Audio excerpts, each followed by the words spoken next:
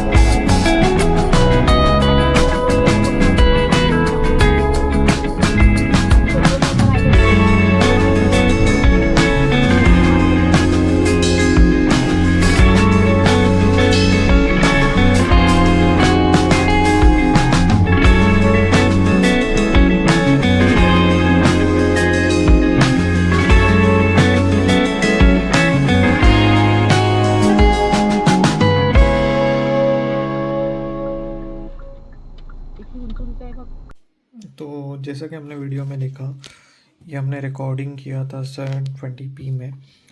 इसमें अलग अलग मोड्स आते हैं, अगर आप चेक करेंगे तो मैं आपको यहाँ पे दिखा देता हूँ। तो फर्स्ट है नाइट विजन, ऑन ऑफ कर सकते हैं, रिजोल्यूशन है तो 720p 1080 और 2K में ये रिकॉर्ड कर सकता है। अभी के लिए मैंने 720p रखा है।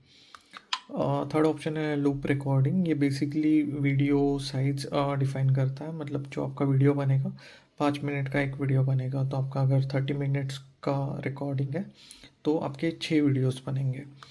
एक्सपोजर सेट कर सकते हैं, मोशन डिटेक्शन ऑन ऑफ रख सकते हैं। अगर आपको ऑडियो नहीं चाहिए तो आप रिकॉर्ड ऑडियो ऑफ रख सकते हो। डेट्स टाइम, जी सेंसर मतलब जब भी कोई वाइब्रेशन होता है तो ये एक्टिवेट होता है।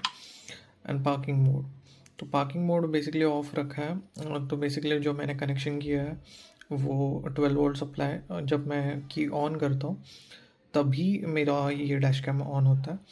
अगर आपको ये पार्क मोड ऑन करना है तो आपको कंटिन्यूस सप्लाई देना पड़ेगा जो कनेक्शन होगा बैटरी के साथ, तो वो मैं एक्चुअली रिकमेंड नहीं करूँगा।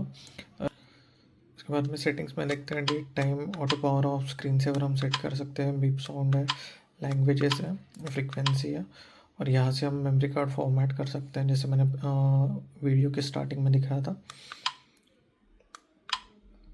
और ये वर्जन है,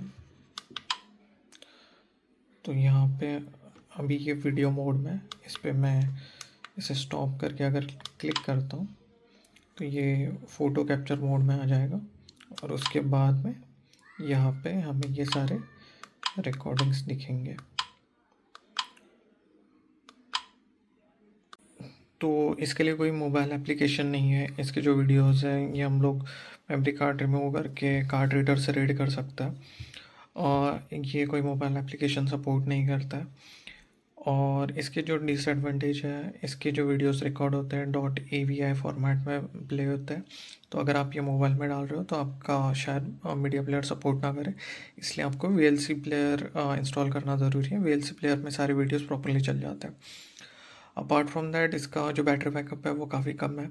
अगर मैं इसको रिमूव कर देता हूँ तो ये तुरंत पावर ऑफ में चला जाएगा और बैटरी लो डिटेक्शन बताएगा। अपार्ट फ्रॉम दैट इसका क्वालिटी काफ़ी अच्छा है। 1500 रुपीज़ में ये काफ़ी अच्छा डैश कैम है।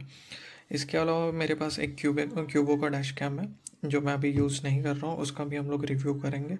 अगर आपको उसका रिव्यू वीडियो देखना है तो प्लीज़ वीडियो पे लाइक और सब्सक्राइब करें।